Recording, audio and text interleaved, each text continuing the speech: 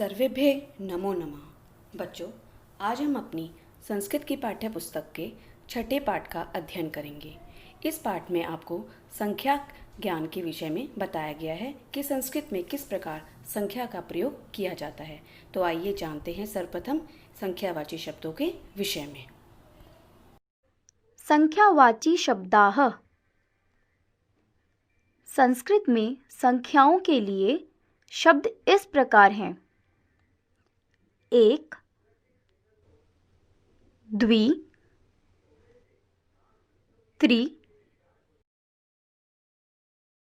चतुर,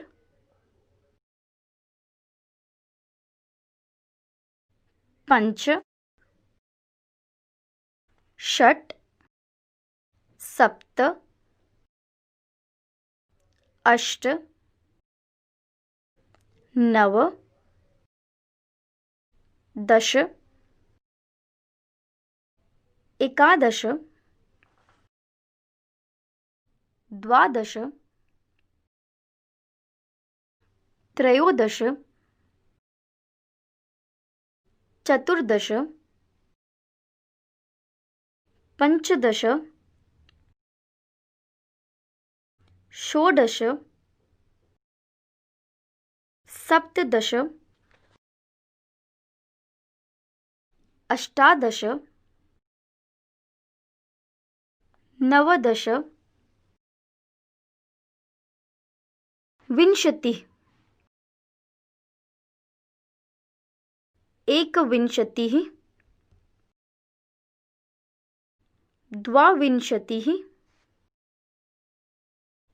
त्रयोविंशतिः, चतुर्विंशतिः,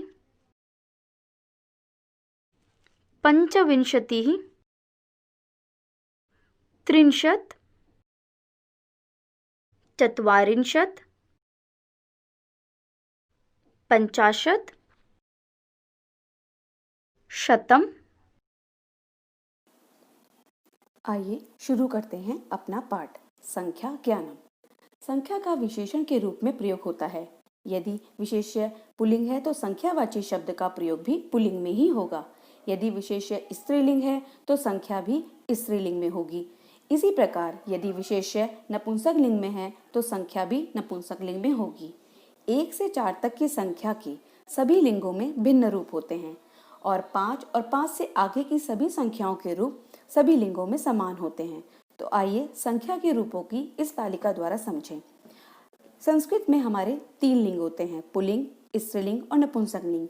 जिस प्रकार हम शब्द रूपों का प्रयोग तीनों लिंगों के अनुसार करते हैं तो संख्यावाची शब्दों का प्रयोग भी हम लिंग के अनुसार ही करते हैं। जैसे एक के लिए एकः, स्त्रीलिंग में एका और नपुंसक लिंग में एकम। संख्या 2 के लिए पुल्लिंग में द्यौ, स्त्रीलिंग में द्वे, नपुंसक लिंग में द्वे। संख्या 3 के लिए त्रय, स्त्रीलिंग में तिस्रः, नपुंसक लिंग में त्रीणि।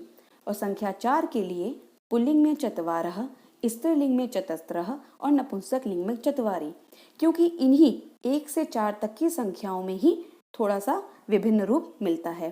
5 और 5 से आगे की सभी संख्याएं सभी लिंगों में समान रहती हैं। अब आइए संख्या ज्ञान को हम वाक्यों के माध्यम से पढ़ते हैं। विवेकः एकः शोभनं बालकः अस्ति। सीमा एका शोभना बालिका अस्ति। तत्र एकं शोभनं पुष्पम् अपतत्।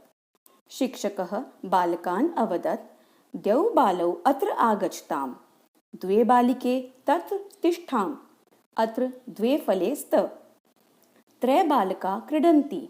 अत्र तिस्रः चटकाः कूजन्ति। त्रीणि फलानि करकण्डके सन्ति। चत्वारः खगा उत्पतन्ति। चतस्रः महिला भ्रमन्ति। चत्वारि मित्राणि भोजनं कुर्वन्ति। प्रयागे एका नदी अस्ति गंगा। द्वे नद्यौ स्तः गंगा यमुना च। न तिस्रः नद्यः सन्ति, यमुना गंगा सरस्वती च। अब आइए इसका हिंदी में अनुवाद करते हैं। जैसे विवेक एक पुल्लिंग शब्द है तो इसके साथ एकः शब्द का प्रयोग एक पुल्लिंग के रूप में किया गया है। जैसे विवेकः एकः शोभनं बालकः अस्ति। विवेक एक अच्छा बालक है। सीमा एका शोभना बालिका अस्ति। सीमा जो शब्द है वो हमारा स्त्रीलिंग का है, इसीलिए स्त्रीलिंग के एक संख्या का प्रयोग एका के रूप में किया गया है। यहाँ पर सीमा एक अच्छी लड़की है। तत्र एकम शोभनम पुष्पम अपतत। अत्र यानी वहाँ, एकम एक, शोभनम सुंदर, पुष्पम अपतत फूल गिरा। तो एकम और शोभनम, क्योंकि यहाँ पर नपुंसक लिंग का प्रयोग है पुष्पम में, तो इसीलिए एकम का प्रयोग किया गया है। शिक्षकः बालकान् अवदत्। शिक्षक बालकों से बोले, द्यौ बालौ अत्र आगच्छताम्। द्यौ यानी दो, बालौ यानी बालक, अत्र यानी वहाँ, यहाँ, आगच्छताम् आए। द्वे बालिके तत्र तिष्ठाम्। द्वे बालिके यानी दो बालिका वहाँ बैठी। अत्र दे फले स्वे, यहाँ दो फल हैं। त्रय बालिका क्रीडन्ति। तीन बालक खेलते हैं। अत्र तिस्रः चटका कुजन्ति। यहाँ तिस्रः चटका, चटका चिड़ियों को बोलते हैं। तीन चिड़ियाँ कूजती हैं या चहचहाती हैं। त्रीणि फलानि करंडके सन्ति। तीन फल टोकरी के हैं। चत्वारः खगा उत्पतन्ति। चार पक्षी उड़ते हैं। चतस्रः महिला भ्रमन्ति। चार महिला घूमती हैं। चत्वारि मित्राणि भोजनं कुर्वन्ति। चार मित्र भोजन करते हैं। प्रयागे एका नदी अस्ति। प्रयाग में एक नदी है, गंगा। द्वे नद्यस्तो, दो नदी हैं, गंगा यमुना। न तत्र तिस्रः नद्यः सन्ति। नहीं, वहाँ तीन नदी हैं, गंगा, यमुना और सरस्वती। अब इसी प्रकार स्त्रीलिंग, पुल्लिंग और नपुंसक लिंग शब्दों का प्रयोग किस प्रकार शब्द रूपों के साथ किया जाता है, इसका अध्ययन करते हैं। एक शिक्षिका, एक वृक्षः, एकम पुस्तकम। अब शिक्षिका स्त्रीलिंग है, इसीलिए एका लगा। वृक्षः पुल्लिंग है, इस प्रकार इसके साथ एकः का प्रयोग किया गया है। और पुस्तकम नपुंसक लिंग है, तो एकम का प्रयोग। तो उसी प्रकार अन्य शब्दों का भी अध्ययन करते हैं। द्वे शिक्षिके, दो शिक्षिका। द्यौ वृक्षौ, दो वृक्ष। द्वे पुस्तके, दो पुस्तक। तिस्रः शिक्षिका, तीन शिक्षिका। त्रय वृक्षा, तीन वृक्ष और त्रीणि पुस्तकानि यानी तीन पुस्तकें। चतस्रः शिक्षिका, चार शिक्षिका। चत्वारः वृक्षा, चार वृक्ष। चत्वारि पुस्तकानि, चार पुस्तकें। पंच शिक्षिका। अब आप देखिए, एका, द्वे, तिस्र और चतस्र ये हमारे किस प्रकार से प्रयोग किए गए हैं, परंतु 5 संख्या से आगे की संख्याओं में कोई परिवर्तन नहीं होता है। तो आप पुल्लिंग में, स्त्रीलिंग और नपुंसक लिंग में इसी प्रकार देखेंगे, पंच शिक्षिका, पंच वृक्षा और पंच पुस्तकानि। 5 शिक्षिका, 5 वृक्ष और 5 पुस्तकें।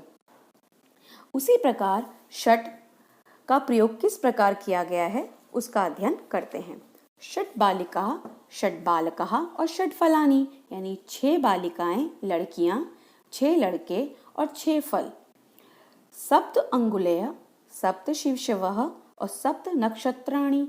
7 उंगली, 7 शिशवा का अर्थ होता है बालक, 7 बालक और 7 नक्षत्र। अष्ट उंगुलेयः, अष्ट बालाः, अष्ट फलानि। 8 उंगली, 8 बालक और 8 फल। नव बालिका, 9 बालिकाः। नव छात्रः, 9 छात्र। नव पुष्पाणि, 9 पुष्प। नव पुष्पाणि अर्थात 9 पुष्प। तो देखा आपने, नव का जो भी प्रयोग किया गया है वो 1 से 5 तक की, 10 तक की आगे की सभी संख्याओं में समान चल रहा है। नव पुष्पाणि, 10 बालिकाः, 10 बालिकाः, 10 वानराः, 10 बानर यानी बंदर और 10 पत्राणि यानी 10 पत्ते। इसी प्रकार आपने देखा कि 1 से 4 तक तो लिंग परिवर्तन हुआ, लेकिन 5 से आगे की संख्याओं में कोई परिवर्तन नहीं हुआ। तो 5 और 5 की सभी संख्याओं में तीनों लिंगों में रूप हमेशा समान ही रहते हैं, उसमें कोई परिवर्तन नहीं होता है। धन्यवाद।